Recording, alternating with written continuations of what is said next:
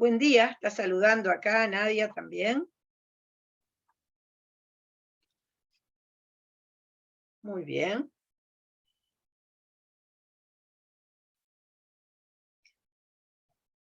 Ahora veo más saludos también. Hola, hola, ahí está.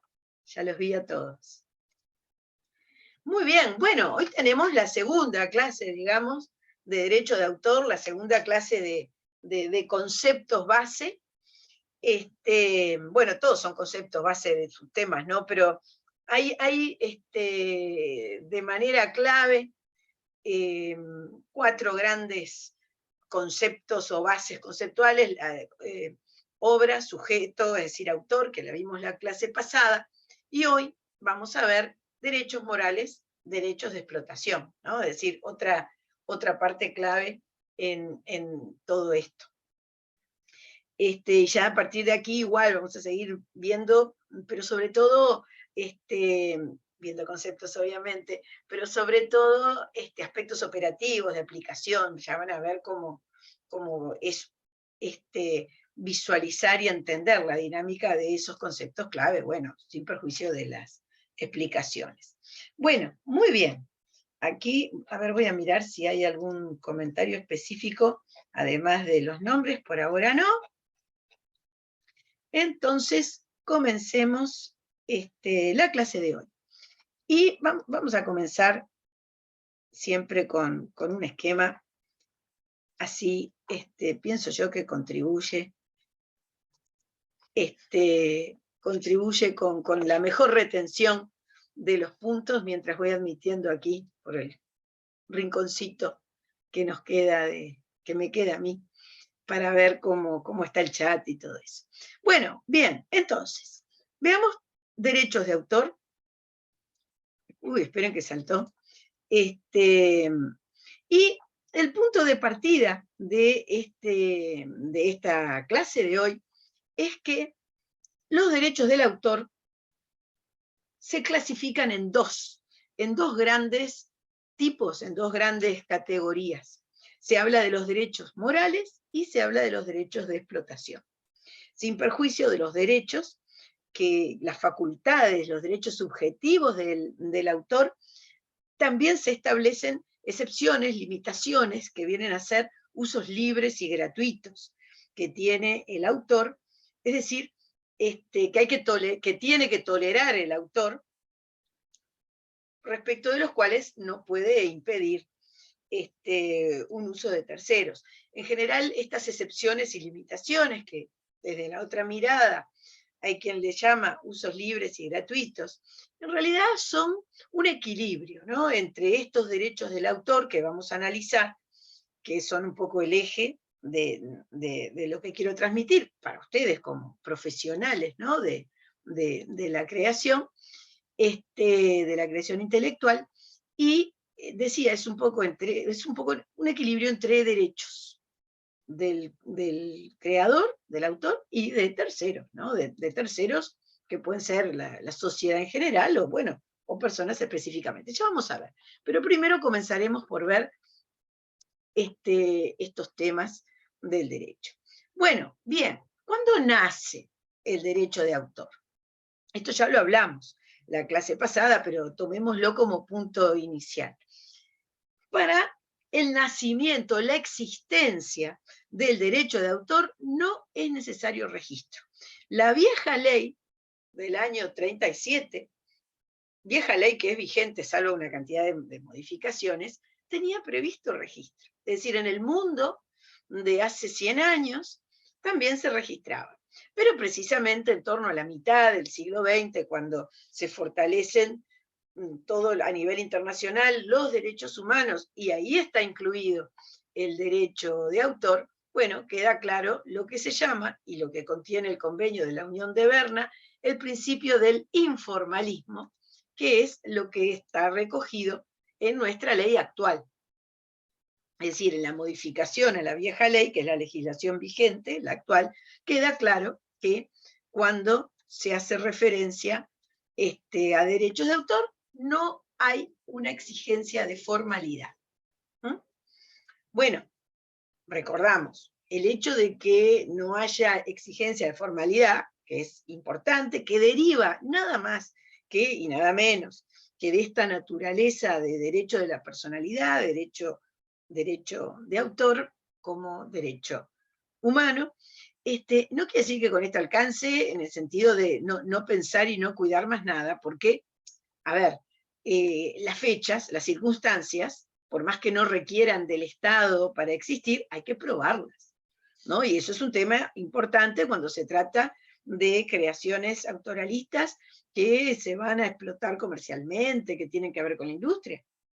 De modo que, ¿vieron ese dicho que dice, no solo hay que serlo, sino parecerlo? Bueno, en derecho nosotros llamamos probar es vencer. Es decir, a ver, uno puede haber sido tener determinada fecha, si hay un conflicto, una discusión de plagio, de lo que sea, pudo haber sido realmente el primero en el sentido de que hay un uso ulterior. Bueno, pero si no lo puede probar, no lo puede dejar en evidencia. ¿Mm? Bueno, igual la prueba es amplia de cualquier tipo de medios de prueba, decimos nosotros en derecho, es decir, la forma que sea. Pero conviene tomar, y eso hace la industria muchas veces, ciertas medidas. Por ejemplo, una cosa que igual hace la industria, especialmente la del software, es registrar, porque hay un registro de derecho de autor, se llama Registro de la Propiedad Literaria y Artística, en la denominación más antigua. Físicamente está situado en el mismo edificio que la Biblioteca Nacional, solo que uno entra a la biblioteca, toma hacia la derecha, por donde está la sala de materiales especiales, y ahí, hacia el fondo, bueno, ahí queda físicamente el registro de derecho de autor. El registro tiene un efecto presuncional, es decir, desde la perspectiva de atribución de autoría, obviamente no tiene una atribución formal, por lo que acabamos de comentar y ver. Lo que tiene muy interesante y muy importante es lo que se dice otorgar fecha cierta.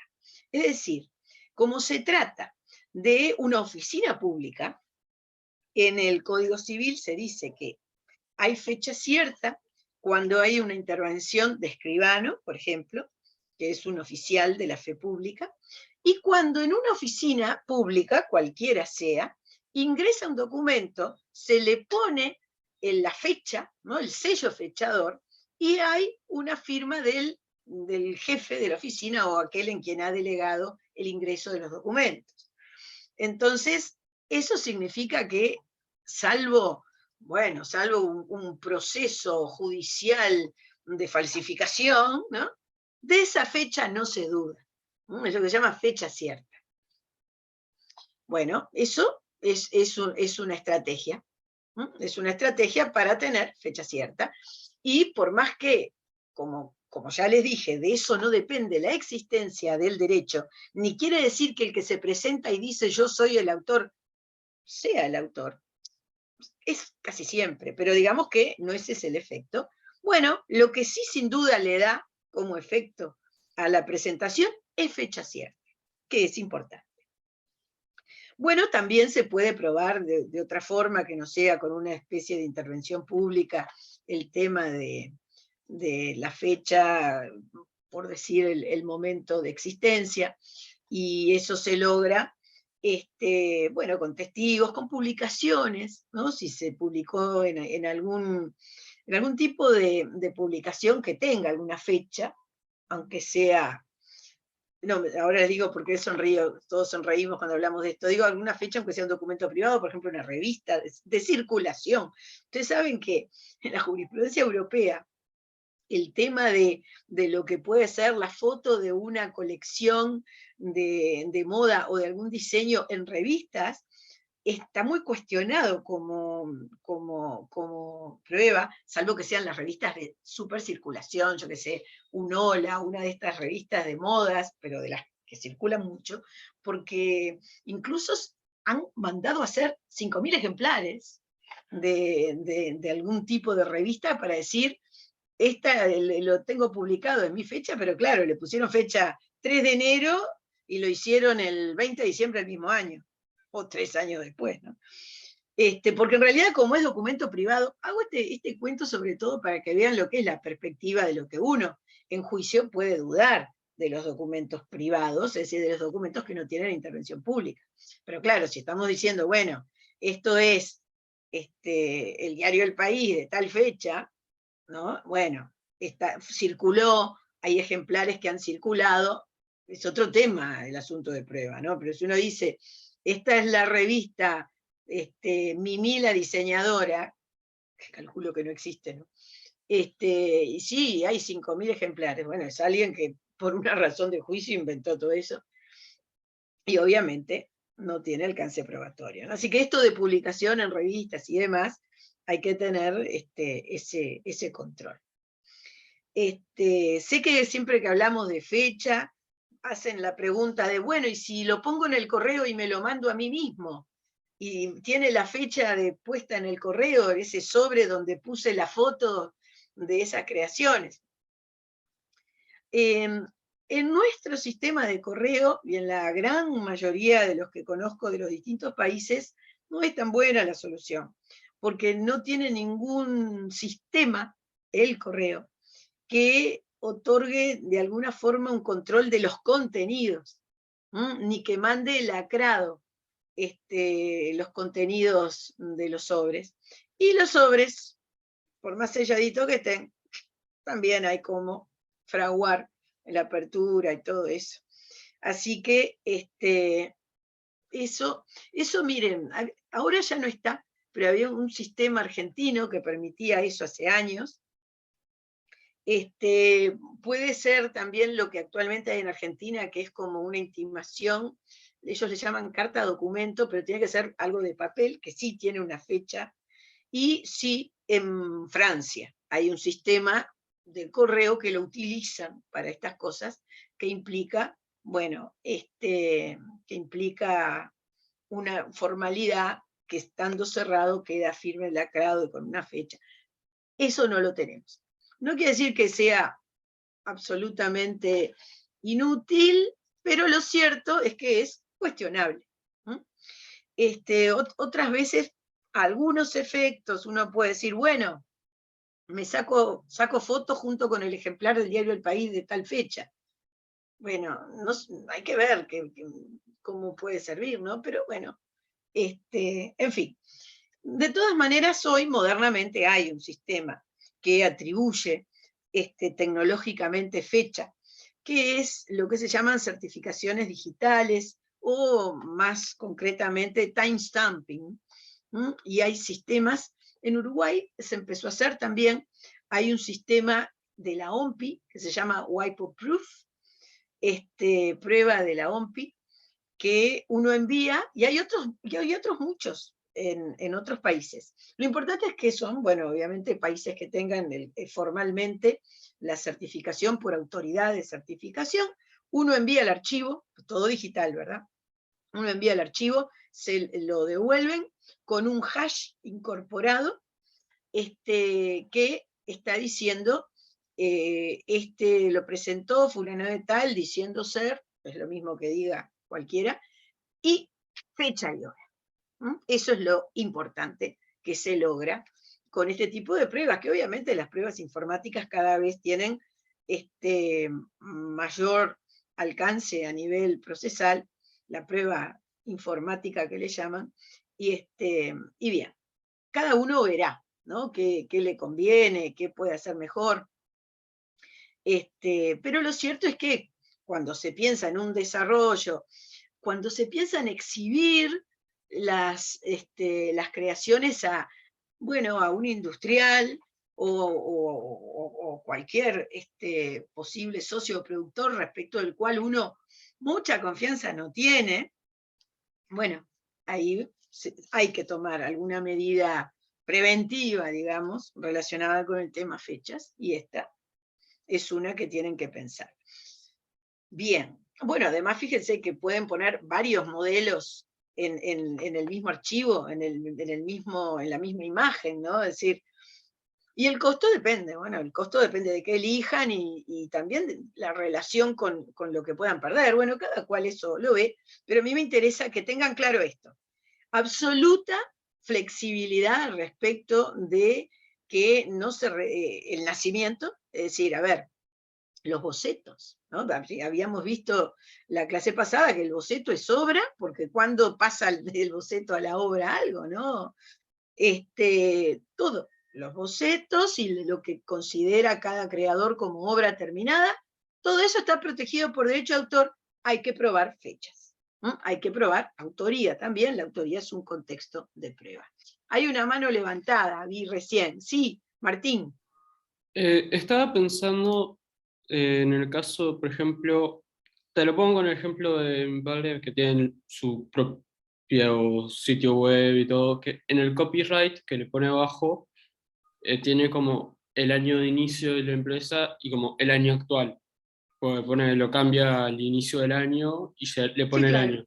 Cuando, cuando es un trabajo que tenés, por ejemplo, estuviste trabajando en algo por meses, pero no tenés como una fecha concreta de cuándo inició, cuándo inició, pero tenés de repente la determinación. Si le pones el año, ¿estaría bien? ¿O eso cómo se logra? Yo Mire, puedo, o sea, si es proceso, no sé, 4 meses. yo le explico. Lo que usted dice que está muy bien, cuando se suele poner en las páginas web tal año, copyright, quiere decir que desde tal año hasta ahora soy autor de todo eso. Eso se llama declaración de autoría. Eso es quién es el autor. Lo que yo estoy planteando es otro tema, es la fecha cierta de un archivo, de lo que sea que está, bueno, que está definido por el interesado. Esa fecha cierta hay que intervenirla de alguna manera, porque no es solo una declaración sirve para la autoría porque es una presunción, pero no a los efectos de la prueba de la fecha. Y bueno, para probar fechas no es lo más fidedigno precisamente una página web. Así nomás, porque bueno, porque hay cambios, hay forma de más o Claro, menos mi de... duda era por el tema de que estaba como el año en general, o sea, y tal. No Sí, sabía pero por ese dónde año, entraba. Martín, ese año tiene que ver con la autoría, no tiene que ver con la fecha cierta. Del punto de vista de lo que yo digo que es prueba en juicio, ¿no? Es decir, la prueba más importante, es la prueba que pone a salvo. A ver, alguien puede decir yo soy autor de una cosa y tengo una intervención porque lo presenté en el registro a, a registrar, bueno, y tengo la fecha derivada del sello y del lo público y no sé qué. Capaz que la persona que dijo soy autor en el registro mintió, capaz que se lo tomó a otro. Eso se discute. Lo que no se discute es la fecha cierta de esa oficina, a menos que haya habido falsificación, por eso ya estamos a otro nivel, ¿no? Pero son cosas distintas.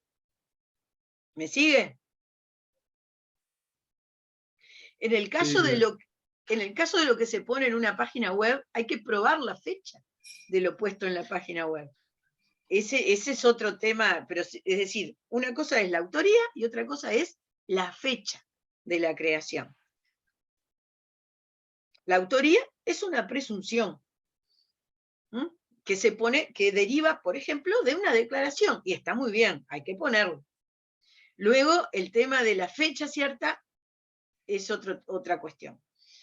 Por ejemplo, en materia de páginas web, cuando se quiere, se constata, imagínense, alguien tomó fotos de otra persona, de autoría ajena sin permiso y las puso en la página web, o puso una creación ajena como propia en la página web. Bueno, lo que hace alguien cuando se prepara para ver si hace un cuestionamiento judicial, antes que nada va a buscar un escribano, saca fotos y documenta tecnológicamente el contenido de esa página en tal fecha y como el escribano también es un fedatario, bueno, hace una protocolización de esas imágenes a la fecha en que el escribano lo ve. Esa es la fecha cierta del contenido de una página web. O sea, Bueno, yo, por ejemplo, sí. podría hacerlo sacando capturas de pantalla y a la captura de pantalla ponerle la fecha. Y ahí me lo hago yo A la propio. captura de pantalla la tiene que La captura intervenir. de pantalla, ya cuando vos haces captura de pantalla te pone screenshot Sí, sí, pero tal eso día no a tal hora. sí, pero eso jurídicamente no alcanza porque es un documento privado elaborado por el interesado. Jurídicamente, a la captura de pantalla debería enviarla a hacer un timestamping a una autoridad de certificación digital.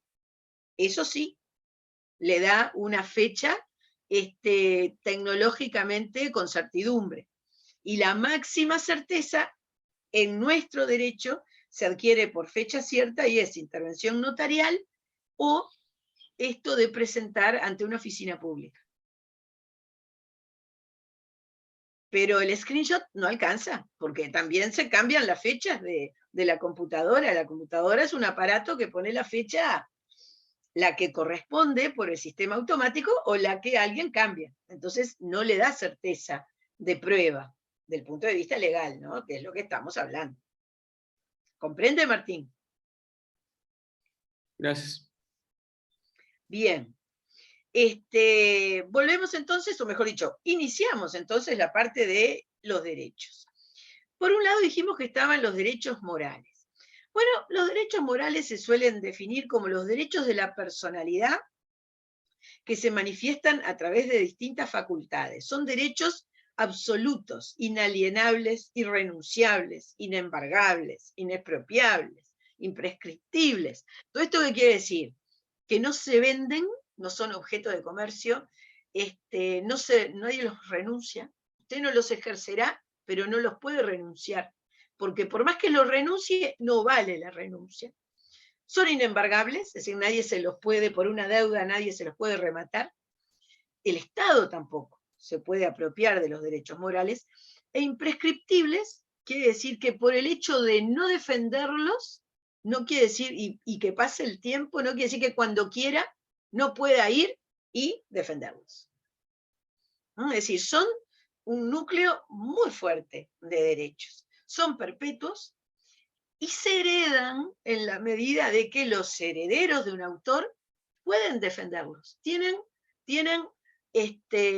posibilidad, legitimación, es como decimos en derecho, para defenderlos. ¿Cuáles son estos derechos morales? Bueno, divulgación es algo que es propio de la personalidad. Presento para que se conozca lo que hice o no lo presento, y si yo lo tengo terminado y no lo doy a conocer, no hay nadie que pueda obligarme, que pueda obligar al autor a poner a circular una creación. Hay dos derechos clásicos, derechos morales, que son los primeros, que fueron los primeros en haber sido protegidos internacionalmente, que es el derecho de paternidad y el de integridad de la obra. De inmediato explico todo. Luego está la modificación, el arrepentimiento, que quiere decir lo retiro de circulación. Voy a tener que pagar aquellos gastos que se generaron por el hecho de que en cierto momento yo dije divulgo, pero es un derecho que tiene el autor en cualquier momento. Y el acceso, que es, bueno, permitir que miren su creación, su obra, porque en realidad, ¿para qué le van a dar a alguien todos estos derechos si no puede decirle a quien sea que tenga el soporte de su obra, quiero ver, para ver cómo está el tema integridad de la obra, ¿no? Para ver cómo está ese tema. Pero vamos ahora ¿Podés volver un momentito a la diapositiva anterior que me faltó unos... ¿Esta? Sí, esa. Igual todo esto está en el material, ¿eh? Claro, pero las palabras estas en latín que estaban ahí no me las había perdido. Bueno, no hay problema, no hay problema. Yo digo lo que está en el material para que se queden todos tranquilos los que no copiaron esto que está. ¿Ya está? Sí. Muy bien. Bueno, comencemos entonces para ver qué trata cada uno de estos. Derecho de divulgación, ya lo adelanté, la facultad exclusiva del autor de decidir si pone o no su obra o su obra, digo, al acceso del público. ¿Mm? Esto es propio. Luego podrá transmitirse este derecho, esta facultad, a los herederos. ¿Vieron el famoso caso de las obras póstumas? Bueno, ¿esto qué significa? Que es una obra que el autor no la divulgó. Se cuestiona si cuando un autor no divulga una obra y muere, si es posible que vengan los herederos y decir, bueno, entonces la divulgo yo. Porque si existía y no la divulgó el autor, puede un heredero decidirlo. Bueno, en general, como a menos que el autor haya dicho, esto no quiero que circule, en general se admite que sí, que puede, ¿no? Si nada se dijo, se admite que puede, pero todo tiene facetas y discusiones, naturalmente, en toda esta temática. Me interesa Se me mucho... ocurre un caso, Sí, que es el caso de Tolkien, ¿sí? que hay un montón de libritos después que son de cuentos inconclusos, que creo que son publicados por el hijo en base a todas las historias que Tolkien todavía que tenía escritas, con todos los borradores y eso. ¿Y se sabía si Tolkien dijo, no quiero que lo publiquen? Eso, o sea, no se sabe, pero yo sé que el hijo, una vez que Tolkien murió, publicó todos El esos hijo lo cuentos. decidió. Sí, Claro. justo ayer, este fin de semana, estuve leyendo un par de novelas de Camilleri, el de Montalbano, que tenía 3 novelas publicadas póstumamente, que no habían salido a publicación, estaban ahí, y alguna incluso es de algunos años atrás, pero nada había dicho este señor de que no la publicaran. Pero se me ocurre algún caso, ahora perdí el nombre, hace poco leí también de un autor, de una autora muy famosa, de texto, que no había publicado, no me acuerdo si nada o muy poco, y se hizo conocida y famosa porque, y además no le interesaba y no quería, porque era un paraciclo, hacía, y la familia fue y lo publicó y se hizo famosísima. Y la familia ganó dinero.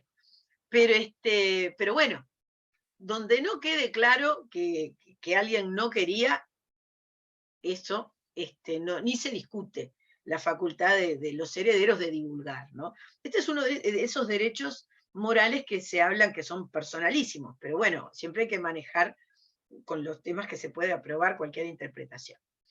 Me interesan mucho estos dos que vamos a ver ahora, paternidad e integridad, que son muy básicos. Paternidad, ¿qué es? Es la facultad del autor de exigir que su nombre o seudónimo aparezca vinculado a la obra de su autoría. En materia de derecho de autor, el nombre debe estar. El nombre o como quiera el autor aparecer. Muchas veces es seudónimo y a veces es anónimo. Es decir, el autor no quiere aparecer. Pero hay seudónimos muy famosos. A ver, ¿qué seudónimo moderno, medio conocido conocen en la parte de artes visuales? Que hace grafitis por el mundo. ¿Qué más les digo? Banksy.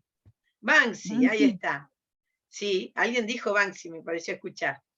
Banksy. Sí, no. Bueno, Banksy es un seudónimo.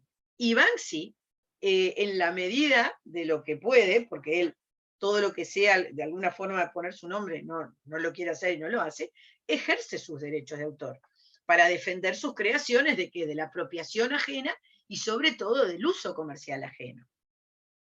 Que no esté el nombre no quiere decir que no haya derechos. El anónimo también tiene derechos, solo que será su editor, en el caso que por la obra tenga un editor, el que ejerce esos derechos. En el caso de Banksy, ha incluso comparecido en juicio en situaciones de alguna situación de plagio y de reproducción, para uso patrimonial, para explotación patrimonial. Esperen que acá hago entrar. Y bueno, y acá quería destacar una cosa. Banksy pudo ejercer siempre los temas de derecho de autor, presentándose él junto con su editor o un productor, su abogado, para decir si fulano de tal y yo firmo y pongo la identidad. Lo que no pudo hacer Banksy fue impedir, como por sí, un registro marcario, porque para discutir a nivel administrativo hay que acreditar que se tiene un interés legítimo, ¿no? Que es el interesado. Eso está en todo lo que es derecho administrativo. Esta no discusión tuvo lugar a nivel de la EUIPO, la Oficina Europea de Marcas. Entonces, claro, ahí dijeron, él se presenta como Banksy y con un abogado, con su abogado firmando, ¿no?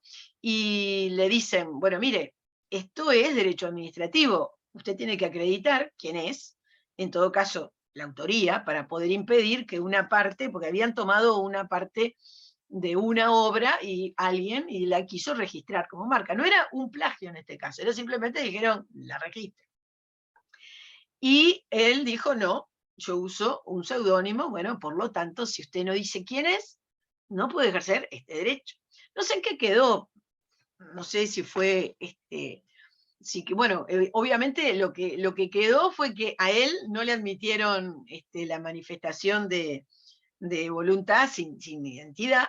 No sé si luego el examinador analizó alguna otra cosa al respecto, pero desde esa perspectiva es una gran diferencia. Es decir, en materia de derecho de autor, un seudónimo, un anónimo, no implica no tener derechos, por lo menos derechos morales, derechos básicos de defensa, pero en el mundo de todo lo que es el derecho administrativo de registro, la cancha es otra, ¿no? El tema del... Ahí tengo una consulta. El Sí, nombre o el seudónimo, como es el caso de Bansky, ¿no podría ser el nombre comercial, como el nombre de fantasía o eso, y sí, él sí, está sí. registrado con su nombre verdadero como titular?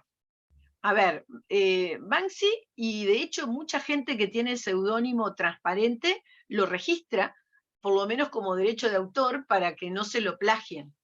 Pero el punto es que hay dos tipos de seudónimo. El seudónimo respecto del cual uno no sabe quién está atrás, y el seudónimo que uno sabe quién puede ser. Y obviamente a este señor no le interesa ningún riesgo para que pueda llegar a saberse quién es, de modo que él no ha registrado nada. No ha registrado nada y está bien, ¿no? Es respetable. Son las opciones, ¿no? Que cada uno toma. Y volviendo, ¿sí, Martín, o tiene alguna otra pregunta? Ah, ahí está. Bien. Entonces, volviendo a un punto más de derecho de paternidad, la afrenta más grande que hay y que directamente incide, vulnera el derecho de paternidad, es el plagio en materia de derecho de autor. Y precisamente tiene la gravedad que vulnera el derecho de paternidad de la obra, porque el plagio significa que alguien dice que es propia una obra ajena, es decir, desconoce el derecho de paternidad. Vulnera el derecho de paternidad, vulnera el derecho de reproducción y otros derechos económicos, porque generalmente los que plagian es para sacar provecho patrimonial, ¿no? Pero es clave esa vulneración del derecho de paternidad para la pauta de la gravedad y de lo que significa el debate de todos estos temas. Así que derecho de paternidad de la obra, derecho al nombre, y cuando un autor dice, quiero que mi nombre vaya asociado en la forma de estilo a esa obra, no se le puede decir que no. Es decir, no hay argumento para decir que no. A ver, uno podrá decir, ah, bueno, usted me pide que ponga su nombre adelante de la obra no se exhibe así, bueno, eso sí. Pero no se puede decir, mire, no corresponde que el autor lo pida, de ninguna manera, es imposible. Es más, la tendencia incluso cada vez más es ver en publicaciones periódicas, los gráficos, los fotógrafos, está el nombre abajo, está la referencia, se dice quién es el periodista, quién fue el fotógrafo, es decir, no solo se pone abajo de cada foto, como en algunas publicaciones, sino al inicio en los créditos generales, por ejemplo. Por supuesto, cuando se trata de una obra publicitaria, y el el uso en materia de exhibición de la obra publicitaria no implica que estén todos los créditos, que estén los nombres de los autores correspondientes, porque, bueno, por la función de la obra, ¿no? Pero sí, donde sea que participa la referencia a quién fue la mano que hizo las cosas, porque acá no estamos hablando de quién es el dueño de los derechos económicos, sino quién fue el autor. Ese es el derecho moral. Bueno, vamos al otro, que es muy interesante y en algunas expresiones creativas bastante complejo. El derecho a la integridad de la obra es la facultad del autor a exigir respeto a la obra que él realizó, a la definición íntegra que él realizó, y la facultad también de oponerse a toda deformación, mutilación o destrucción de la obra. Y atención que este es un derecho moral, quiere decir que no lo puede transmitir el autor, por plata, por nada. Si renuncia a ejercerlo, no vale la renuncia, se puede dar vuelta fácilmente. Fácilmente no, se puede dar vuelta, mejor dicho. Por más que le hayan pagado, no sé qué, no, pagarle no vale, no impide que un autor o sus herederos diga, no persiga una mutilación o deformación de su obra. Y esto es muy fuerte, pero lo que pasa es que condice con la lógica de proyección de la personalidad, derecho humano, ese ámbito de la faceta no patrimonial ni comercializable, que históricamente, originariamente, el derecho de autor establece. Sí, Andrea, pregunte nomás. Buenos días. Me Buenos acordaba días. del caso que habíamos conversado la clase pasada de Frida Kahlo. Entonces, capaz que sus herederos pueden reclamar esto que pasó con el cuadro de ella. Sin duda. Ah, yo Perfecto. no dudo. Fue un dibujo al final. Volví a leer la noticia porque no me había acordado bien. Pero bien. de todas maneras, un dibujo es lo mismo. Un dibujo, Debe tener un valor, ¿no? No, además, conceptualmente es lo mismo, o sea, un cuadro mural, un cuadrito chiquito o un dibujo. Del punto de vista legal es lo mismo. Sí, Claro. sí. Yo Perfecto. creo que ese es uno de los temas involucrados ahí, sin duda, ¿no? Sí. Sin duda. Sí. Aquí hay de nada. Aquí hay mucho para entender respecto de este tema. Sí, Martín, adelante. Es por esto que hay muchas veces que ponen en series o películas, le ponen basado en, o sea, tienen que, los que crean la película no necesariamente son el autor de la historia original y tienen que poner basado en la historia de tal. Como Sí, se me puede ocurre, ser, no sé si puede cómo ser. está, porque ¿Sabe? no la vi. El caso ahora de la nueva serie esta es relacionada al Señor de los Anillos. No, creo que le ponen como inspirado en las historias de Tolkien. Sí, ese es un tema un poco de integridad y un poco también patrimonial, porque si es basado no quiere decir que es textualmente la obra, quiere decir que es una obra derivada. Entonces hay que ver qué permisos tienen. Yo qué sé, no es directamente, aunque tampoco en todos los casos pueden cambiar, no es directamente un tema de integridad de la obra. ¿Sabe, por ejemplo, en materia de televisión, qué se ha discutido en cuanto a integridad de la obra? Por ejemplo, recuerdo hace mucho tiempo, hace algún tiempo, en Italia hubo un juicio muy interesante porque a una serie, no es que serie, bueno, era un programa que tenía una creación audiovisual, le ponían publicidad, esto es de antes de poner publicidad comercial muy acotadita en las tandas, ¿no? Pero le ponían de repente media hora de publicidad. Y el director de esa obra audiovisual, obviamente era muy exitosa, por eso le ponían tanta tanda y era un horario central. Entendió que esos intervalos comerciales tan prolongados dañaban absolutamente el mensaje y la idea y en definitiva la creación, porque además la cortaban en cualquier momento. Hizo un juicio diciendo que eso atentaba contra la integridad de la obra, y lo ganó.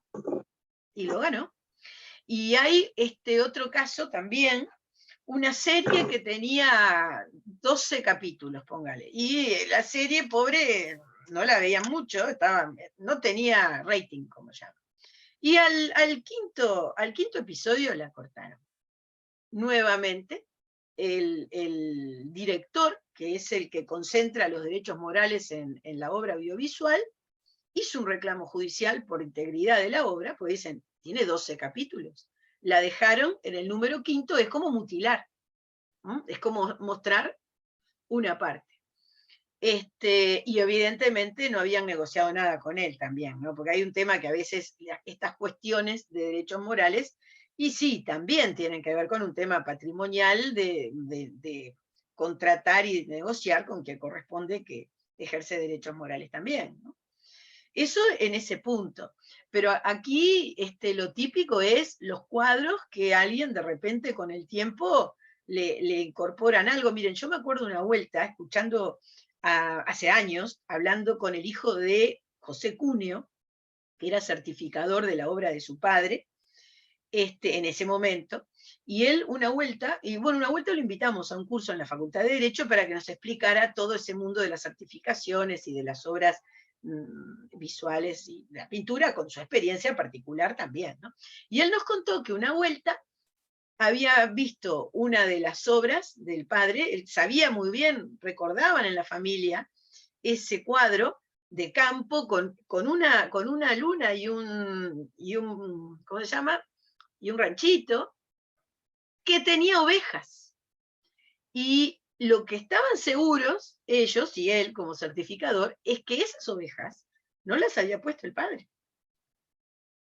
Eso es un caso claro de vulnerar el derecho a la integridad de la obra. Bueno, lo que hizo al final este señor es decir, aclaró que había un tema que no correspondía con la obra, obviamente eso hace que valga menos, bueno, ese es otro tema. Y directamente no hicieron ningún tema de juicio, porque tampoco sabían en la historia de la circulación de ese cuadro cuándo, quién había sido el que tuvo la desgraciada idea de modificar ese cuadro, ¿no? Pero eso se llama vulnerar la integridad de la obra, por ejemplo. Hay un juicio acá en Uruguay de un tiempo, de hace un tiempo, muy interesante y con opiniones discordes jurisprudenciales, se los voy a contar. ¿Vieron las ferias estas que hay en el LATU de ciencias, que tienen cosas así de la naturaleza? No sé qué, bueno, en cierta feria de estas, hace algunos años, una empresa de aluminio donó $30.000 en aluminio, y un reconocido plástico uruguayo hizo unas de estas formas, una hormiga voladora fantástica, y la colgaron en esos tremendos, los galpones de la feria esta de ciencias, qué sé yo. Bueno, se inauguró y reconocimiento a esa creación maravillosa. Bien, termina la feria, y el escultor uruguayo va a ver qué fue de su animal, de su bichito, de su obra, ¿va? Porque además todos los creadores, bueno, ustedes sabrán porque habrán visto, y algunos porque protagonizan, tienen esa relación personal con lo que hacen, ¿no? Con lo que han generado. Entonces, vio que cuando terminó la feria, dice, bueno, ¿qué será del destino? Entonces van a buscar, no estaba. ¿Y dónde están? Bueno, le dijeron que las habían descargado y las habían tirado al fondo. Si bajó, bajaron, fueron los obreros, tiraron la chatarra. Bueno, eso se quejó porque había sido no solo una cantidad de dinero en el tema mismo del material, sino su trabajo, cantidad de horas, su creación, la habían tirado. Hizo un juicio sobre el derecho moral, un juicio que en la propia demanda declaraba que lo que sea que si correspondía a dinero lo donaba, es decir, aclaró que eso no era un tema de retribución, pero que se había sentido muy afectado. Y además, la actitud de los organizadores no fue una actitud ni siquiera de pedir disculpas, fue muy de decir, ah, no, esto es mío, yo hago lo que quiero, no me importa.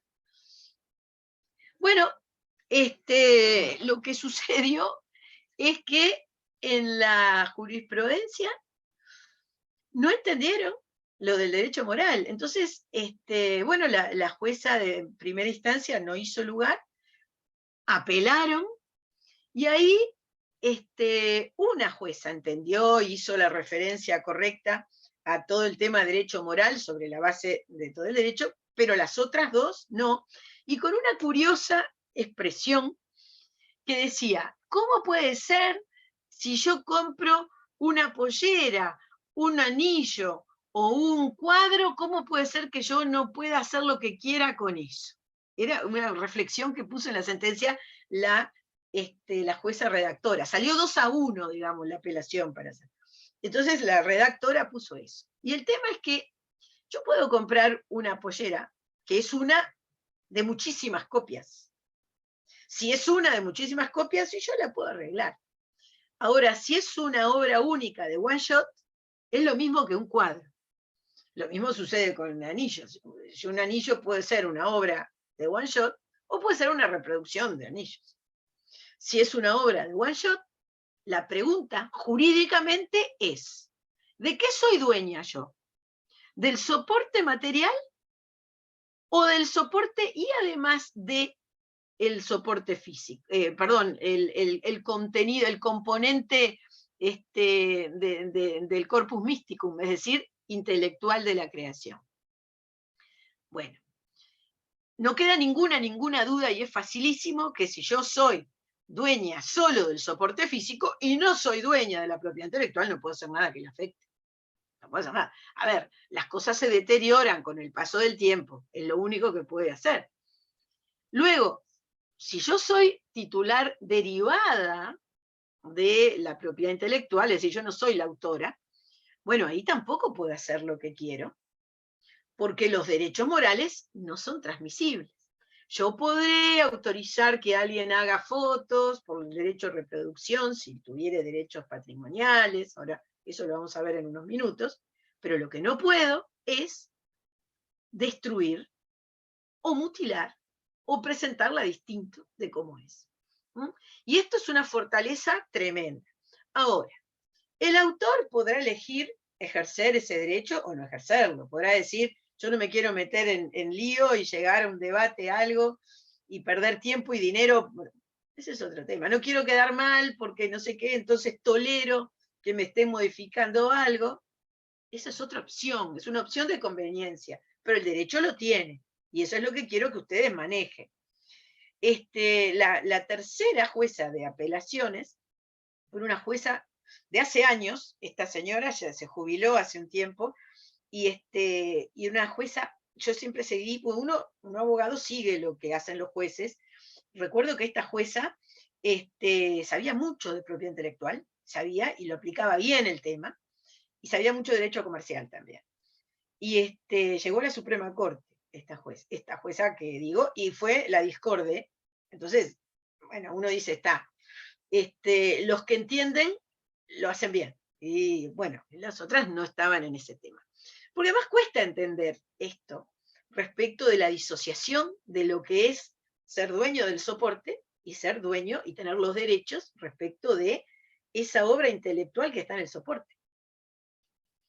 Bueno, todo esto que digo, que es uno de los temas clave en derecho de autor y que es muy importante, sobre todo para ustedes que son creadores de obras, deriva de este punto que estamos viendo, del derecho a la integridad de la obra.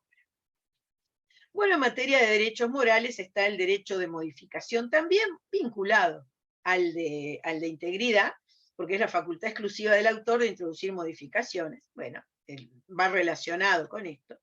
Luego está el derecho de retracto o arrepentimiento, que ya lo adelantamos.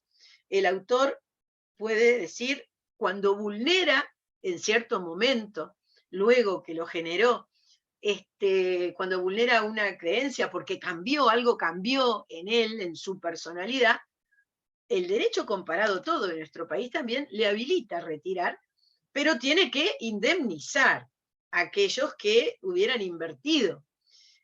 No a uno por uno. Imaginemos un ejemplo fácil, o más fácil de esto. Alguien publica un libro con cierta posición filosófico-política, lo que sea, religiosa, ¿no? Que tiene que ver con creencias, que esa es la base de poder retirar, algo que hace daño a quien lo escribió, porque cambia. Entonces, al tiempo dice, no, yo no admito que esté circulando esto, es un momento de la vida que cambié. Sacamos esto del mercado. Bueno, pero hubo un editor, si es que fue un editor que invirtió, hay gente que lo está vendiendo. Entonces, a nivel comercial, para sacar eso del mercado, tiene que indemnizarlo, el autor tiene que pagarlo. No puede meterse en la casa de cada uno que compró un ejemplar como consumidor y sacárselo. Eso no puede. Lo que sí puede hacer, que es la idea del retracto, es sacar de circulación y pagar lo que no ganó esa persona que había invertido. No es frecuente, se imaginan que es una gran complejidad esto yo en Uruguay en los últimos años, desde que estoy en este tema que ejerzo, nunca vi el ejercicio de derecho de arrepentimiento en materia de derecho de autor. Pero bueno, me interesa, hay que mencionarlo porque está en la ley, pero además hay que destacarlo porque es esa faceta de derecho moral que tienen estos derechos que otros no tienen. Y por último, bueno, dentro de los derechos morales, el último es el derecho de acceso a la obra, facultad del autor de acceder a su obra, aun cuando el soporte esté en propiedad de un tercero. Esta mención que tenemos aquí como derecho moral no está expresamente establecida en nuestra ley, pero se ejerce a través de lo que se suelen llamar medidas preparatorias o intimaciones, es decir, hay mecanismos formales que permiten, yo qué sé, imagínense que un pintor sabe que hay un cuadro de él en una cierta colección, y alguien le dice, mira, yo el otro día estuve de visita y vi que le pusieron a esa maja desnuda que tú habías hecho a tu manera, la vistieron, o le pusieron un yat. Eso fue una moda en el siglo XIX que hacían los americanos que compraban ciertos cuadros en París, los llevaban a casa y los pintaban algo, ¿no? Pero era como una moda. Bueno, para poder saber el autor si alguien hizo eso, tiene que poder ver el cuadro, y de eso trata el llamado derecho de acceso. Ese es el camino, por ahí viene. ¿Algún comentario para redondear algo en materia de este tema de derechos de autor que quieran hacer? Porque ahora vamos a pasar a los de explotación. Yo por eso salí y entré, porque quería ya preparar el otro PPT. ¿Algún comentario antes de sumergirme de nuevo en el otro PPT y no ver el chat? Pero veo que en el chat no hicieron comentarios. Veo que hay solo la parte del control de lista, que obviamente. A ver, por ahora no, me dice por lo menos alguien. Entonces, no, Angie. Sí, dígame, Angie. Hola, buen día. Tenía Buen una día. duda respecto al registro de la fecha Sí. por el lado que te habías explicado.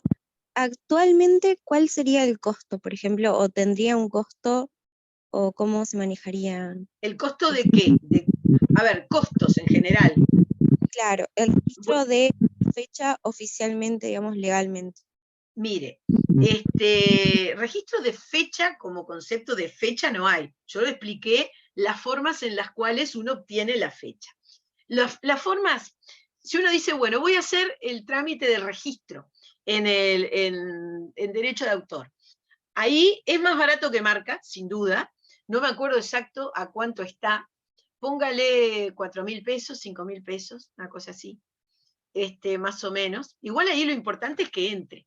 ¿no? Y no tiene por qué seguir el trámite, pero generalmente cobran medio toda la entrada, le queda solo la emisión del título. A ver, si alguien va a optar por esa protección para una colección textil, bueno, le conviene hacer como un librito con todos, con fotos de todo, y presentarlo como publicación general.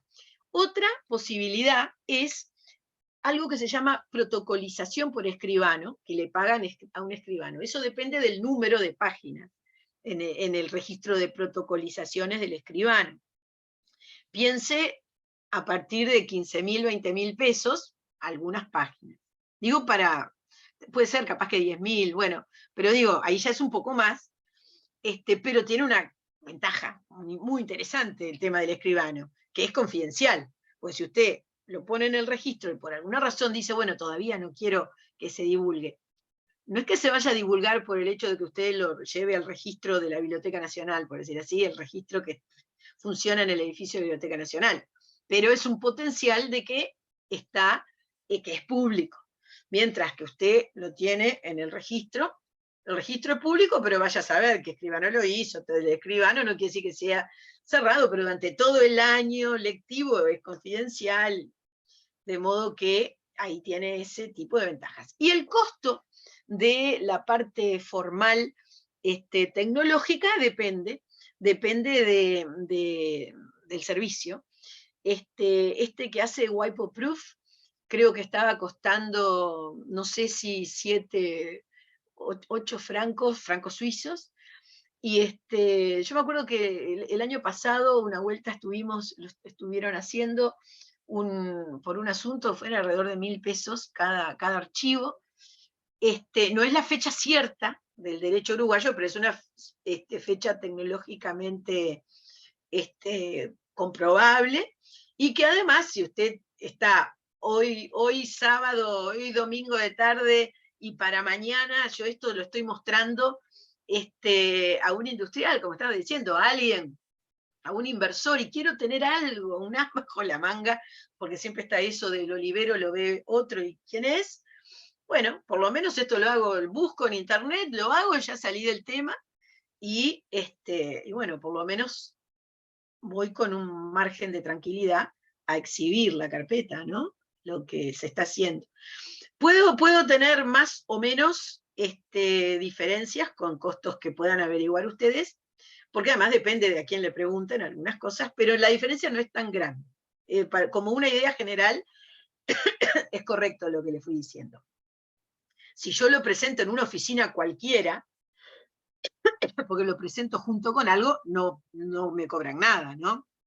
Es más, recuerdo hace algún tiempo que estábamos hablando en el Centro de Diseño Industrial que las carpetas, por ejemplo, cuando se presentan, si se firmaran como oficina pública, porque es una oficina pública, la facultad, cualquiera de las carreras. Entonces, presentarlo, ponerle sello fechador y una firma de titular del servicio, o una media firma al trabajo de quien así lo solicite por parte del director o del coordinador de la carrera, eso es fecha cierta. Eso es fecha cierta. Eso lo hemos hablado hace tiempo, no sé si les puede interesar a alguno, podemos volverlo a plantear como para que lo tengan, ¿no? Pero, de hecho, es un instrumento que ustedes tienen para lo de la carrera, ¿no? Que ustedes tienen ahí a mano. Bueno, ¿bien? ¿Alguna pregunta complementaria de estas o ya vamos a la otra parte? No, eso estuvo muy interesante, esa. Ok, vamos entonces a la otra parte. Vamos a ver la parte de los derechos económicos. Puede ser que hoy no terminemos, redondeamos para la próxima, aunque sea quiero dejarlos planteados, porque así igual vamos a seguir hablando de los morales y los económicos en cada otro tema que veamos, pero hoy quería dejar el panorama con algunos elementos más importantes. Bueno, aquí tengo de nuevo el esquema, quedó más black and white, el esquema de derechos de explotación. ¿Qué son los derechos de explotación? Bueno, son la otra cara de los derechos de autor. Son la cara de la parte que suele decirse salario del creador. Vieron de toda la vida que está muy bien y está muy real, ¿no? Todos lo deben haber visto cuando van por la interbalnearia de donde queda la colonia de vacaciones de Agadu, que está el cartel, derecho de autor, salario del creador. Bueno, esta es la parte salarial misma, los derechos de explotación. Son derechos patrimoniales o de contenido económico que derivan de la calidad de autor de la obra. Son derechos patrimoniales. Yo me acostumbré a usar el concepto de derechos de explotación porque implica, a mi modo de ver, me resulta explicativo de que acá hay un uso comercial. Por eso es esto de explotación. Aquí hay alguien que está ganando plata. ¿Será el autor? ¿Será el productor? ¿Será quien tenga derechos cedidos o una licencia? Pero aquí hay alguien que está poniendo a trabajar a la obra, ¿no? Y estos derechos de explotación o derechos económicos o patrimoniales, a diferencia de los derechos morales, a diferencia son renunciables, embargables, negociables, expropiables. Son temporales, es decir, no son forever, y son de contenido ilimitado. Ahora les voy a explicar esto. Son exclusivos igual que los derechos morales. Esto de la exclusividad es un carácter común con los derechos morales, entre los derechos morales y los derechos de explotación. ¿Qué quiere decir contenido ilimitado? Que cualquier cosa, cualquier mecanismo comercial, cualquier uso que hoy podamos desconocer porque tiene que ver con la mediatización de una tecnología que haya, que implique usar comercialmente una obra ajena, ya es un derecho de explotación. ¿Y qué significa el derecho de explotación? Significa que hay que pedir autorización al autor o al titular de los derechos y que esa persona obviamente puede poner condiciones, por ejemplo, que le paguen para autorizarlo. Eso es la circunstancia de ser identificado como un derecho de explotación, como un derecho. Cuando digo contenido ilimitado, para poner un ejemplo, para que quede claro, imagínense la música. Tradicionalmente la música en su esencia siglo XIX. Se difunde el teléfono siglo XX. Y en el siglo XX, gracias a la grabación y a lo automático, aparece la idea de tener música en espera, música de espera. Esa música que nos cuelgan cuando uno llama a alguien para que esté entretenido.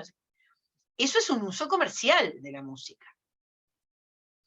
¿Por qué? Bueno, porque yo elijo cierta música, primero porque quiero que mi empresa tenga una imagen, o mi estudio jurídico, o lo que sea, tenga una imagen. Nos preocupa que usted esté, yo qué sé, cómodo o entretenido mientras espera.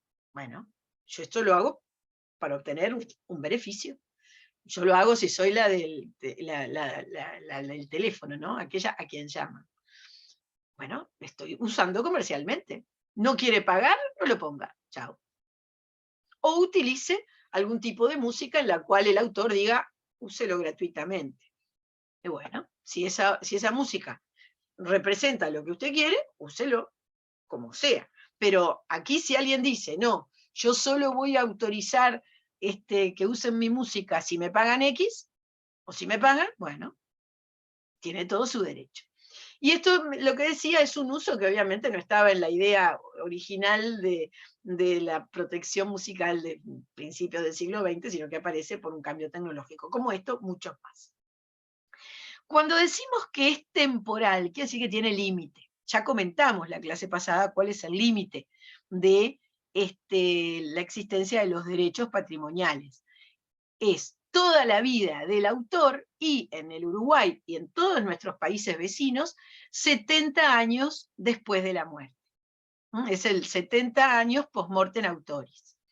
Después que fallece el autor, sus herederos, o quienes sea que lo sucedan, sus herederos quiere decir sus familiares herederos u otros herederos, quienes sea que lo sucedan, durante 70 años van a ser quienes tengan este mismo rol en los derechos de explotación, es decir, hay que pedir la autorización y cumplir las condiciones que ponga para obtener la autorización, como por ejemplo pagar. Eso es lo temporal. Pero se pueden renunciar, se firman contratos, se pueden embargar un cierto porcentaje se puede embargar.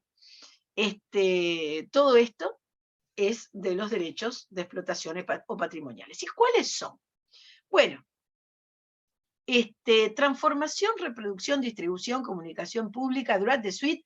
Yo acá seleccioné algunos, nada más, porque como sabemos que es ilimitado, seleccioné algunos básicos de estos derechos que tienen que ver con un uso comercial. El primero, derecho de transformación. ¿Qué quiere decir? Facultad del autor de hacer o autorizar las traducciones, adaptaciones, arreglos y otras transformaciones de sus obras. ¿Se acuerdan del concepto obra originaria, obra derivada? Bueno, obra derivada quiere decir que hubo una transformación. No hay un cambio, ¿eh?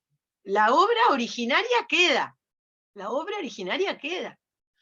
Lo que pasa es que hay una transformación intelectual y con una manifestación distinta. Por eso se habla de transformación. Por ejemplo, un personaje de cómic y alguien quiere hacer el muñeco, Hombre Araña, que además de cómic es libro, es audiovisual, es lo que quiera. Bueno, para que se convierta, se transforme esa imagen bidimensional del cómic en un muñeco, hay que pedir permiso y va a ser una obra derivada, que además vamos a ver que se va a reproducir por miles y se va a distribuir. Voy a seguir con este concepto, con el ejemplo de Hombre Araña. Pero transformar es esto. Transformar es típicamente lo que digo ahí, una traducción. Transformar son adaptaciones. La adaptación de la novela al teatro, la adaptación del teatro al cine. Todo esto es una misma creación base que adquiere otras manifestaciones. Eso es transformación. Segundo lugar, segundo derecho que acá tenemos en esta lista, este es muy, muy importante. El derecho de reproducción. Es la facultad exclusiva del autor de autorizar la reproducción de su obra por todo procedimiento y bajo cualquier forma. Aquí es, por ejemplo, el creador de un modelo, de un taller, de un vestido, el derecho que tiene ese autor, o el titular de derecho, de autorizar a una empresa textil, a que lo reproduzca y lo venda seriadamente. Es más, yo entiendo también que hay un tema de los talles y el modelo, porque a veces hay que hacer determinados cambios para determinados talles. Bueno, todo eso también puede lindar, y en muchos casos a nivel sobre todo de grandes casas de modas, se ha planteado linda también con un tema del derecho de integridad de la obra, ¿no? Según el efecto que se quiere, la dimensión, las medidas, lo que sea. Pero acá volvemos al tema de reproducción. Hay derecho de reproducción. Ahí también estaría ligado al de transformación. Cuando lo último que dije también podría ser, son las dos cosas, integridad, transformación. Pero normalmente yo tengo tal modelo que se piensa con tal dimensión, es reproducción. Es reproducción. Obviamente, en la parte literaria, bueno, cada vez que hay un soporte, ya sea físico o digital, que está copiando algo, está involucrado el derecho de reproducción. Y está involucrado sobre la base de, hay que pedir permiso al titular, o que el titular declare que autoriza la reproducción. Si no, es ilegal. Sí, Andrea. ¿Esto es lo que pagamos cuando vamos a hacer una fiesta para pasar música? Ahí, ¿derecho de en la fiesta se paga el derecho de comunicación pública. Ah, ok, bien. El derecho de reproducción es cuando yo bajo música de internet, primero, y la copio en mi disco. Eso es reproducción digital. Bien. Y antes se reproducía en cassettes o en CDs, eso es un soporte físico. Bien. Tecnología digital en soporte físico. Okay. Eso es reproducción. Reproducción es número de ejemplares. Que haya número de ejemplares o uno solo, ¿no? Ya bajando al disco, estoy haciendo una reproducción. Bien. Bárbaro. De nada. Y como les decía, bueno, cada vez que haya reproducción, a ver, el famoso tema de las películas. Si yo estoy copiando en mi disco, lo que bajo por ahí estoy reproduciendo. Si no tengo autorización, es ilegal. Pero eso es la copia. La reproducción es hacer copias. Siguiente derecho, el derecho de distribución. El derecho de distribución es un derecho relacionado con la comercialización y vinculado al soporte. Es la facultad del autor de autorizar o no la distribución al público del original o ejemplares de la obra mediante venta o cualquier otro título que implique propiedad. La distribución es decir, bueno, a ver, hay un autor, vamos a hacerlo bien fácil para visualizar con libro de papel. Hay un autor. El editor le dio una forma para hacer un libro, a cuya edición le dio el ok el autor, porque a veces puede incidir en la integridad. Una vez pronta, ¿cómo va a salir el libro? Se reproduce en la imprenta. Eso es derecho de reproducción. Y una vez que estén los miles de ejemplares, hay alguien que va a tener derecho a vender esos ejemplares, a venderlos como tal. Es el distribuidor, ¿no? Que a veces puede ser el editor mismo, porque le van a comprar a él cuando se trata de libros, por ejemplo. Y ese es la distribución, es el distribuidor. Es decir, distribuir significa colocar en el mercado los soportes con los ejemplares, bueno, o la propia obra, ¿no? Según la industria que estemos, pero me parecía más fácil visualizarlo como diferencia con el tema libro de papel o revista, una cosa así. Y Felipe puso en el chat, perdón, profe, ¿qué un puso? ejemplo, pero no sé de qué se trata. El caso de Napster en los 00, no sé. Los 2000 debe ser que puso. Ah, puede ser. Bueno, Napster fue un tema más complicado, vamos a explicarlo ahora con lo de comunicación pública, porque todo esto, todos los componentes de Internet y todo lo que sea usar algo sin necesariamente reproducirlo o adquirirlo, es comunicación pública.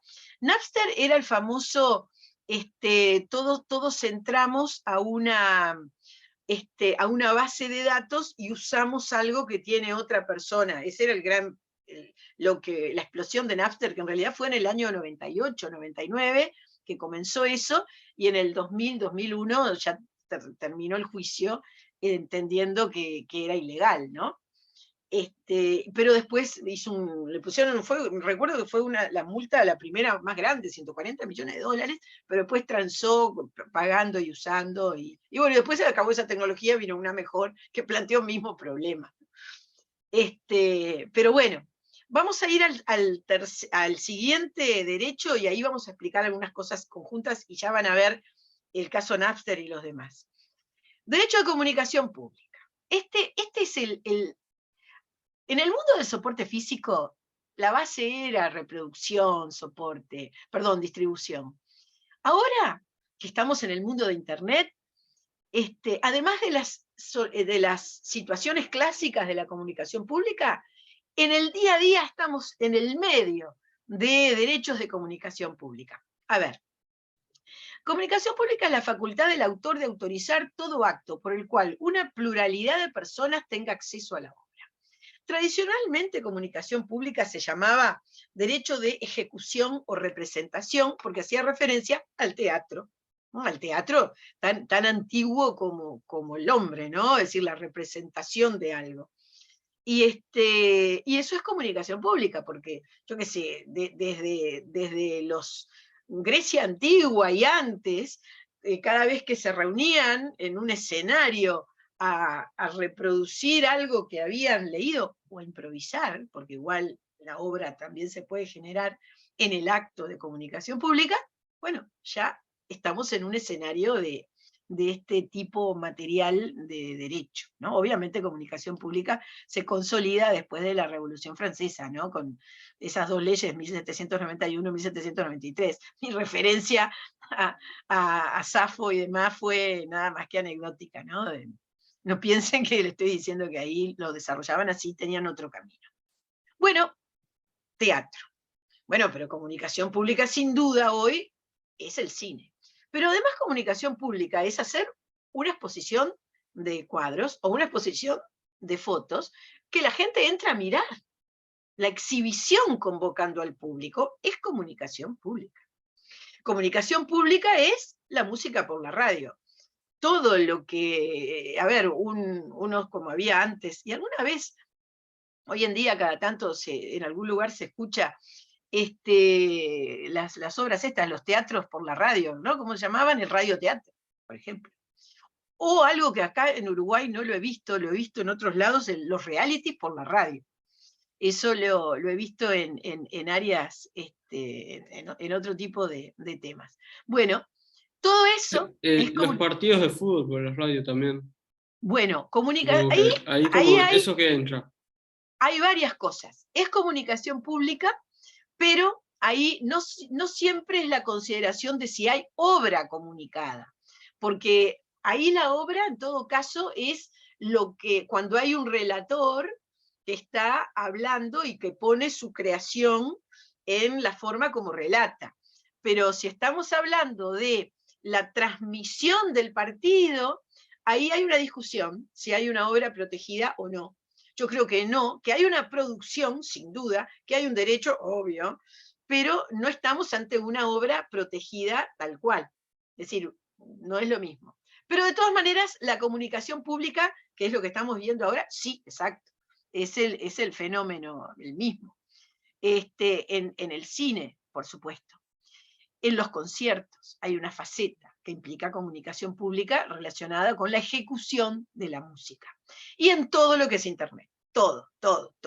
Cualquier contenido que sea es comunicación pública con esta convocatoria, con la particularidad que la comunicación pública hoy en día ya no es de todos a la vez, simultánea, ¿no? El famoso tema asincrónica y sincrónica. Bueno, esto es lo que le agrega el mundo actual a la comunicación pública, y es que yo puedo participar de la comunicación pública que hace alguien cuando quiero, porque está a mi disposición. Que esa es la gran diferencia. Incluso puede haber algo transcurriendo y yo me engancho cuando quiero. Ejemplo, el metaverso, ¿no? Que es un mundo que tiene su desarrollo y yo accedo o no accedo, y se va, bueno, y va teniendo lugar. Entonces, sí, Martín. No sé cómo será, pero hablando de comunicación pública y lo que habíamos dicho de, por ejemplo, el caso de las fiestas, la música. En el caso de las radios, o sea, los de las radios tienen que estar pagando por cada canción que pasan. Sí, tienen que estar pagando. El cómo pagan tiene que ver con los sistemas de gestión de la música o de la obra teatral, si es que tienen teleteatro o como sea. Actualmente, la previsión y organización digital de la música, cuando se pasa por las radios, permite perfectamente individualizar cada una de las piezas musicales, de las obras que se transmite, ¿eh? La verdad que sí. Pero en realidad eso es un tema de gestión colectiva, y la gestión colectiva tiene una mirada también medio de probabilidad, ¿no? Para la definición. Pero la teoría es que cada vez que se explota una obra, bueno, corresponde el pago natural, ¿no? Obviamente, como le decía, ahí hay una diferencia desde lo de antes a lo de ahora. Hoy, con todo lo que es la identidad digital, hoy se puede hacer un seguimiento absolutamente más preciso. Pero el concepto es ese, hay que pagar. ¿Por qué hay que pagar? Y bueno, porque si yo tengo un negocio, como una radio, obviamente la música la pongo para que me escuchen. No quiero pagar, no ponga música. Chau. Porque usted está usando un patrimonio ajeno. Una vez que hubo un conflicto acá, hace tiempo, que las radios no pagaban, no querían pagar, una cosa así, yo me acuerdo que de México, la Sociedad Mexicana de Música dijo, perfecto, no me ponen ni una canción mexicana y lo vamos a controlar. No llegó, eso se terminó encaminando, ¿no? Pero a cierto nivel de autores, porque en definitiva dicen, no, nada. Están todos en su derecho. Uno de no pagar, pero para no pagar no puede usar.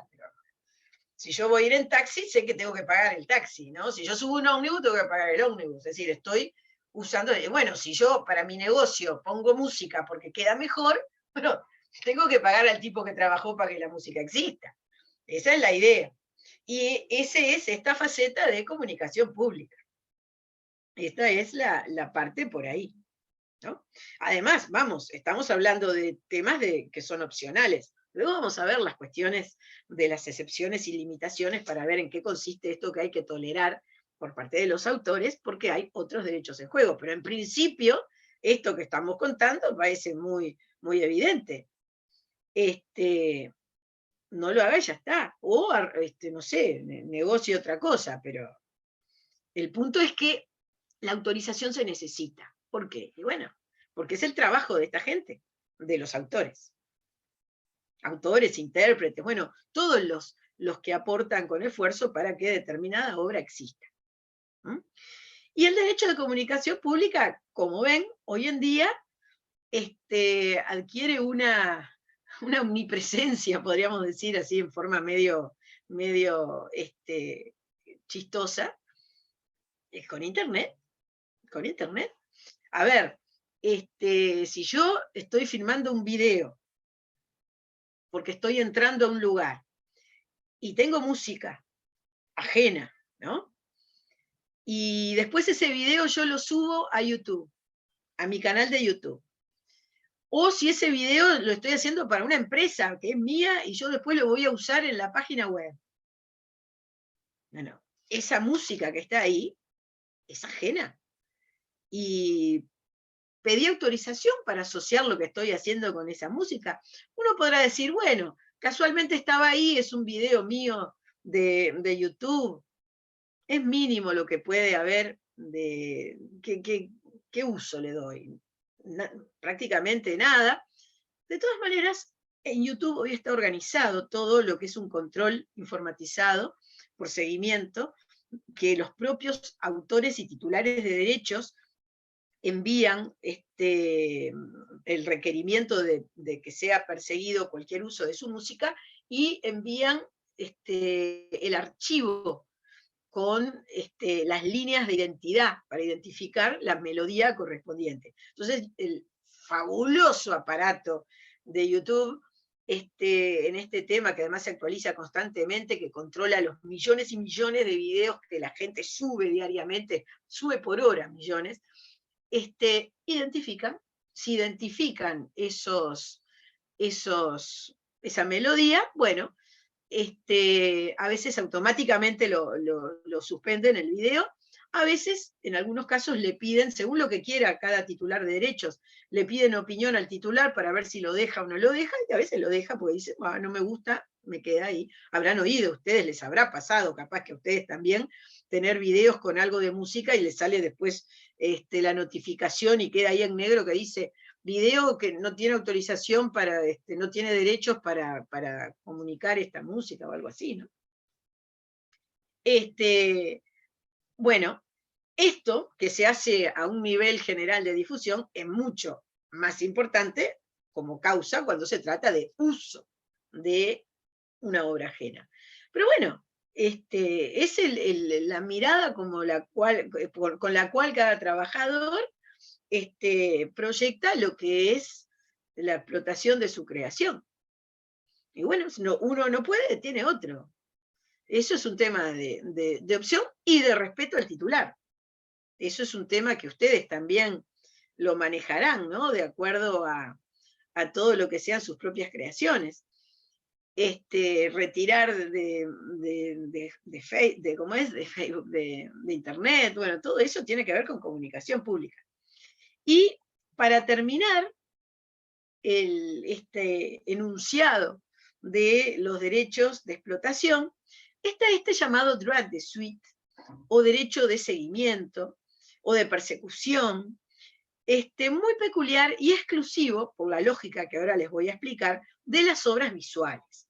Es el derecho del autor de recibir una participación en las reventas del ejemplar original que contiene su obra.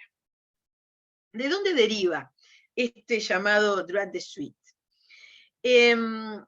Esto tiene su origen en una anécdota que además fue documentada en un grabado, que tiene que ver con el famoso tema de los cuadros. El cuadro lo vende de repente por poco dinero el pintor, y el cuadro, a medida que pasa el tiempo, a medida que circula y que hace más cuadros, y que incluso hasta cambia ese propio pintor, va adquiriendo más valor y más valor.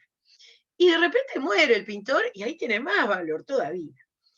Y de ese talento de la persona mientras vivió y su obra fue teniendo más valor, y de ese talento de cuando muere y los derechos de autor existen y el soporte, que es el one shot que se vende, adquiere más valor, ¿qué obtiene el autor? ¿Qué obtienen los herederos?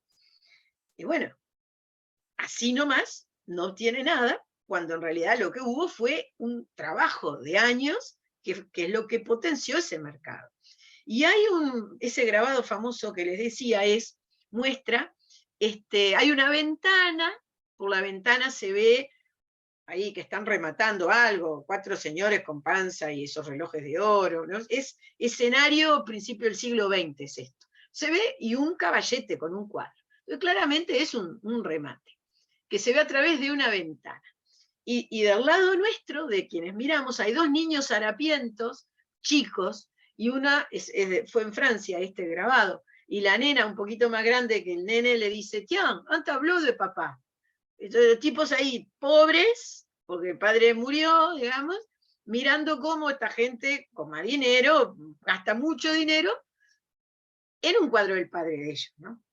Esto revolucionó, esto en la década del 20, 1920 revolucionó la reflexión autoralista y determinó que algunos países comenzaran a incluir esto, el droit de suite, que dice que cuando se venda en un remate o en una casa comercial una obra plástica, una obra visual, le llamamos hoy, hay un porcentaje, ¿no? Por ejemplo, un 3% del precio, que corresponde al autor. Corresponde al autor o a sus herederos. Y esto es mientras tengan vigencia los derechos del autor. En Uruguay, en la ley, en el 37, lo incorporaron. Fue una ley muy moderna la del 37, en el 37. Y lo incorporaron. Y fue la primera ley que tuvo este sistema droit de suite en toda América, y de las primeras del mundo. No se usó mucho.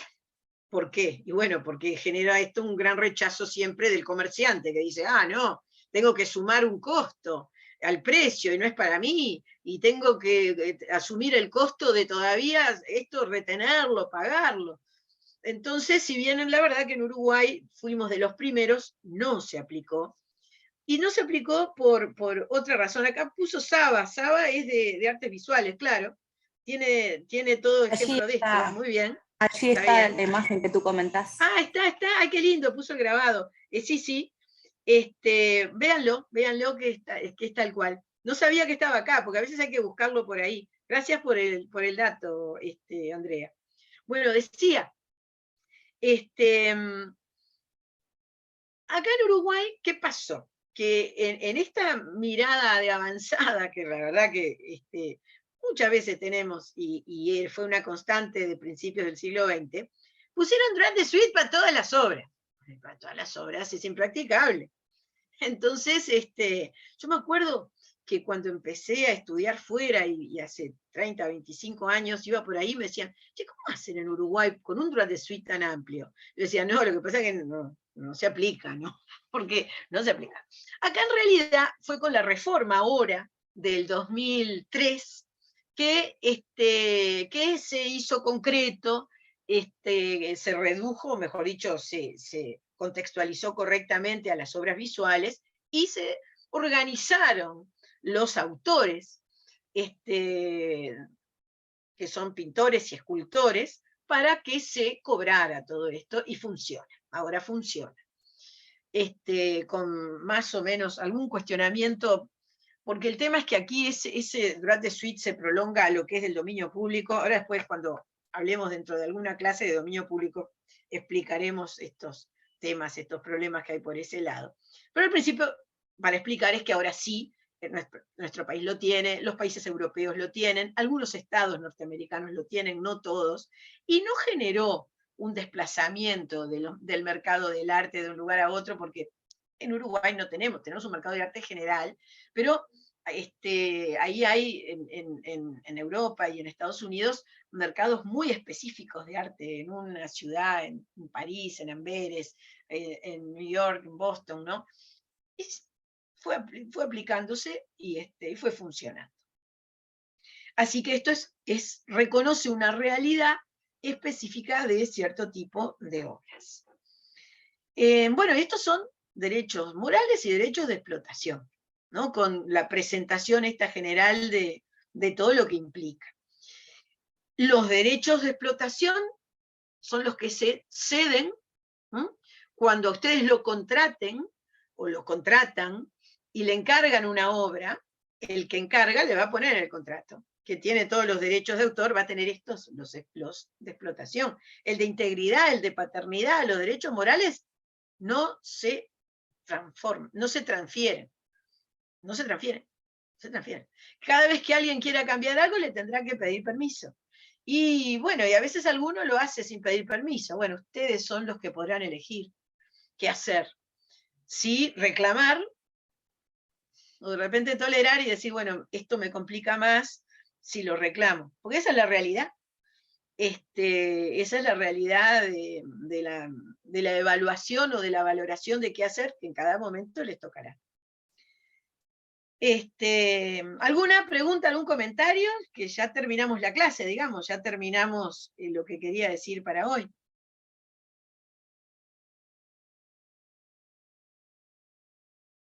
Yuhu. El lunes que viene no hay clase, porque es el feriado que se corre del 12 de octubre, ¿eh? Bueno, algunos me van diciendo que por el momento no tienen preguntas.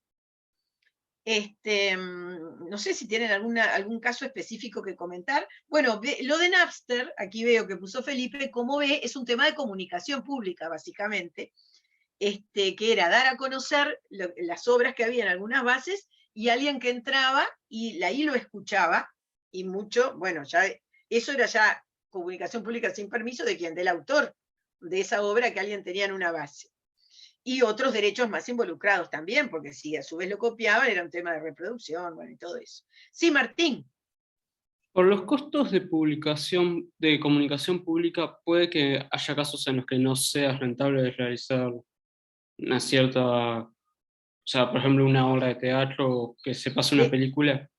Usted dice por el costo de Agadu, digamos concretamente. Claro, porque a mí me pareció raro, pero una vez me pasó que fui al cine, estaba un lunes, habrá sido el lunes 3 de la tarde, que no hay nadie, y estaba yo solo en la sala. Sí. Ahí de repente puede que al cine le haya salido más caro que lo que era con mi entrada. Mire, el cine no lo negocia por persona, digamos. Tiene un pago que lo hace concentrado a los productores, viene negociado distinto. Al cine ahí lo que le complicó fue pagar la luz y a los empleados para una persona, muchísimo más que lo que por esa sesión le pagó al productor, le puedo asegurar.